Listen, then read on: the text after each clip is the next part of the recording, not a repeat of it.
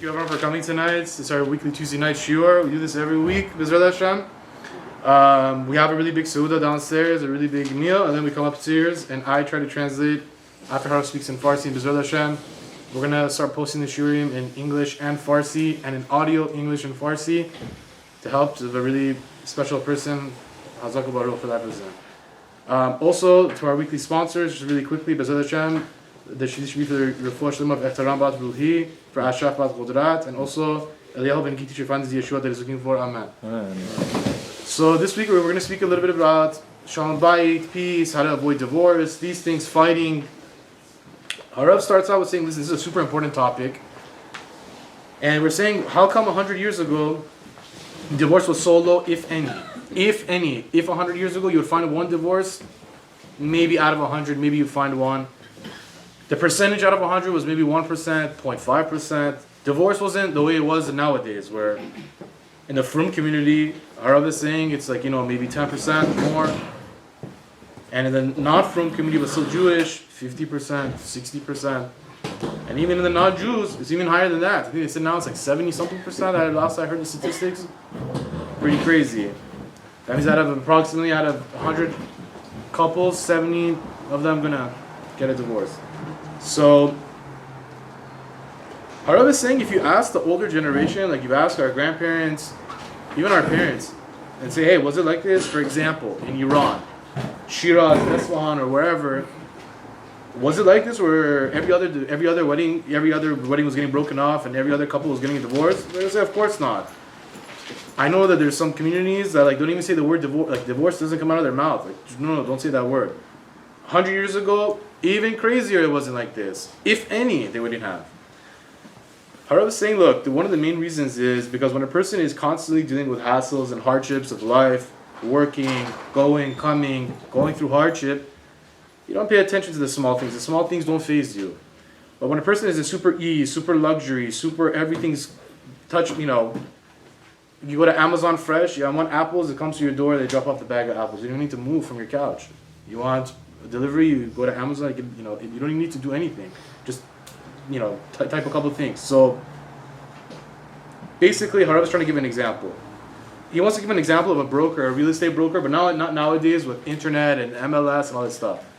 Let's say he wanted to find out what houses are on the market. Nowadays, he goes, he comes, he deals with the hassle of escrow. Did the loan go through? Did it not go through? Yeah, it's hard. But back in the day, how was it? If he wanted to find out if a house was on the market, he would go walk on the streets. I'm talking about 80 years ago, let's say. Walk on the streets. Oh, this house is for sale. Write it down. Go inside. Ask how much. What are the terms? How much he wants. Knock on the door. Talk to the guy. You are selling it? How much? This, that. Go, door knock. Walk around. Hot sun, freezing, rain, snow. Doesn't matter. Until he gets a few lists, then he starts finding the buyers. Door knocking. Do you want to buy a house? This, that. Very hard work. Not like now where people call the broker and they go crazy and it's like a bidding war. It was really hard back in the day. So what they would do is, this guy was working really hard. When he would come home dead tired from running around, door knocking, talking to people, try to figure out what's on the market. When he comes home dead tired, his wife makes him a chai. He makes him a little bit of food. He's in cloud 9. He's dying of hunger. A little bit of chai, a little bit of food. He's super happy. It satisfied him. But nowadays, for example, it's still hard, but brokers, what do? Over the computer, 1 phone call, 2 phone call, okay, this, that, boom, done. Now working hard, and you go home, let's say your wife didn't make food that night that you went home. You're so used to everything being at the palm of your hands that when something is missing, something very small, you make a mountain out of a mole. So when you go home, and let's say there's no food on the table, or your wife didn't make you a tea, it's a disrespect. Why didn't she make me my tea the way I wanted? Where's the food? You're supposed to make the food. Go crazy, start a big fight, and eventually, through fights like this, build up, more fights. You said, your mom, leads to divorce. But in the olden days, it wasn't like this. Harav says whenever you wanted to shower, for example, they had something in Iran called Hamam Umumi, from what I hear. It's like a public bathhouse. They would go there once a week or something, and you would bath in that public bathhouse, and then you would walk back home. And I know my parents used to say their hair would have the water would freeze in their hair because it was so cold outside. Whatever. And then, this was what they were dealing with, a shower. Now everybody has 2, 3 showers, 5 showers. Every bedroom has a shower. They were dealing with big hassles. That's why when they would come home, small things like, okay, this is not like the way I like it to be. Like, whatever. I'm so tired. I don't want to deal with this. I had enough today. It's fine. But nowadays, when everything's in the palm of our hands, Amazon Fresh, if it doesn't deliver, it's at 2 o'clock, it's 2:30, you call and ask for a refund. Harav is continuing and saying that another thing that causes divorce, that brings up the thing, is in the weddings. Harav is quoting the Zohar. This is in the Zohar, it says that at a wedding, when a bride and a groom go under the chuppah, it's a very, very, very holy time. What happens is, when the bride and the groom come, if everybody's covered, if the bride is covered, the guests, majority, everybody covered, the Shekhinah comes and rests on the wife, on the groom. On the bride, under the chuppah. What that happens is, basically, you're building the foundation of the house with the Shekhinah. The Shekhinah ends up staying there. And what happens is, there's less fighting, yelling, screaming, arguing, butting heads. But in the wedding, where the bride is not covered at all, the guests are not covered, not only the Shekhinah doesn't come at all, Harav is saying negative angels, destructive and avenging angels come, that get created because of all of the immodesty, and they come and they cause fighting and they stick and they cause bumping heads and all these things. So not only the Shekhinah doesn't come at all, you have the opposite. You have the negative. You have the Tumah coming there as well, and taking over and sticking to the bride and groom and the guests that are there too that are not dressed. So nowadays, what happens is, back in the day, Harav is saying, look, why was divorce so low? Because everybody was back in the day. I remember I saw something where it said, like, it showed a picture of the beach in like the 1930, 40, I don't remember what it was.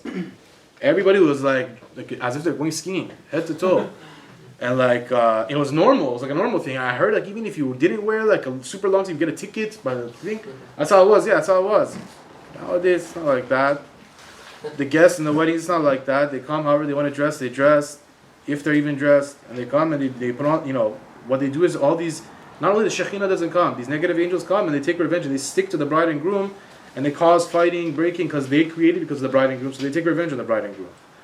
But that's why, because in religious weddings, more or less, or I was saying, people are mostly more or less covered. So the Shekhinah comes and it sets the foundation. So now Harav wants to say a story about a dentist from 62 years ago. He was a dentist, doctor. He was well off. He married a modern girl. It wasn't, I think Harav was trying to say there's some regulation. She wasn't super religious. And in their wedding, what do? There was like a little bit of like appetizer stuff. Some fruits, some nuts, I don't know, whatever, some drinks. And then what happened, it was super small. And after that, after they did the chuppah and whatever, they went to the groom's house and there was like a little bit of a meal for the closer people. And this was like a well-off dentist who married like a well-off whatever. So what is Harav trying to say is, back in the day, there wasn't so much Baal Tashkil on the money, on wasting all the money and spending on necessary things. Harav is saying they bring orchestra now, DJ with like 10-piece band, dancers, food, flowers cost $10,000, $15,000. Take all that money, put it down payment, buy a house. But no, they spend unnecessary spending. Crazy how much you spend on a wedding. But Harav is saying, look, not every family. Now your argument should be based on what Harav is saying. So you telling me everybody spends all this money, they're not going to have any. It's a guarantee that they're all going to be bumping heads. They're not going to have Everybody spends a lot of money is going to have bumping heads. What about those that do spend money and nothing happens? They have the best life. The guy's rich. His wife doesn't fight with him. Cars, houses, real estate. What's your argument? That should be your argument. But what Harav is saying is, look, when you have symptoms, what happens? You go to the doctor. You have a fever for like a week. It doesn't come down. What do? You're like, okay, I took Tylenol, Advil, whatever it is. It's not coming down. And you start throwing up or whatever it is. You go to the doctor. You have symptoms. Something's wrong. There's a disease that there's no feeling at all. You have no, Dr. Kimia, you know the name of the disease where you get where there's no feeling at all whatsoever? Okay, anyways, I thought I would. The disease that you basically, if you put your hand on fire, you have no sense of feeling. You don't feel the fire. You drink a boiling hot tea, it burns your entire esophagus, your stomach. You don't feel it. It starts getting infected. You don't feel it. You take a needle, you shove it into your arm. You take your knife, you cut. You don't feel anything. Now, Harav said previously, is this a good thing or a bad thing? It's the worst thing for you. Symptoms is a good sign. It means you know what to do. If all of a sudden someone got really sick, there was no symptoms, all of a sudden he passed, died, what would it be? You need some symptoms to know to go to take care of the problem. Harav is saying those people that go and they spend, they come undressed, then they do whatever they want to do, and they don't care at all. Torah, mitzvot, what is this stuff? They do whatever they want to do. Those people, Harav said, the tumah takes over.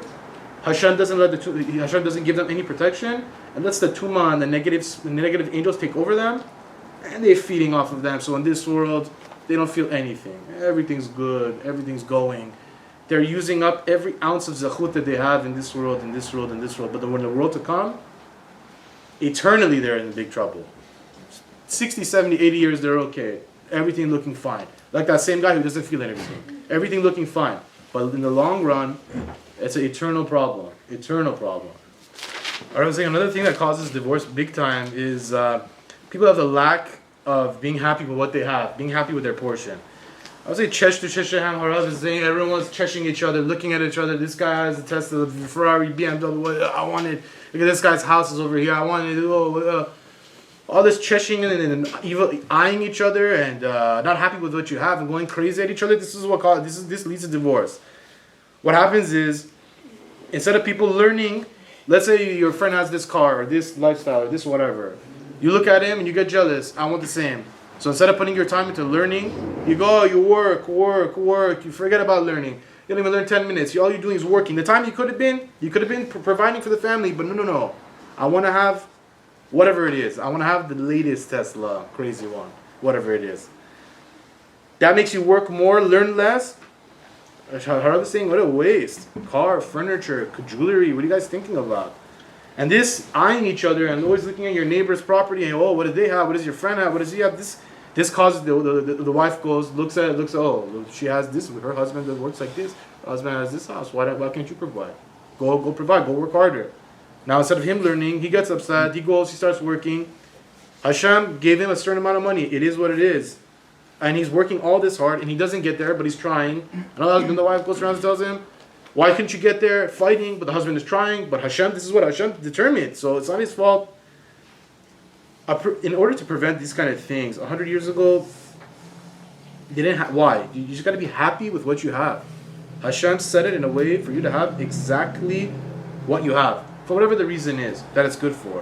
100 years ago, why wasn't it like this? Because people didn't have anything. They had a house with no bathroom. They go outside, there's a hole in the ground. Come, it's raining, it's cold. You're even thinking about these things. Shower? What shower? Walk to the public bathhouse, take a shower once a week and come back. Hot water? What hot water? Bring coal, fire, wood, start the fire, start this, take the boil the water. It wasn't like this. Oh, you know how hard it was back in the day to do basic things. That's why there was no desire to have a refrigerator. They didn't know what that was. Refrigerator what? To have gas, to turn on the fire, what? Coal, like these things didn't. People were happy with what they had because it's all that there was. They were just happy with what they had. They weren't eyeing each other constantly and going crazy. And that's why, if the husband didn't make so much money, okay, it's fine, it's good, it's all good. That's what Hashem wanted, it's all good. We'll be happy with what we have. We'll be happy with our portion. He's continuing and saying that, therefore, when dealing with the hardships of the Torah, mitzvot, like we said, Shabbat, Bishul Yisrael, wake up early, going to shul, while wearing your tefillin, don't think of immodest things. All these things, it's a hassle.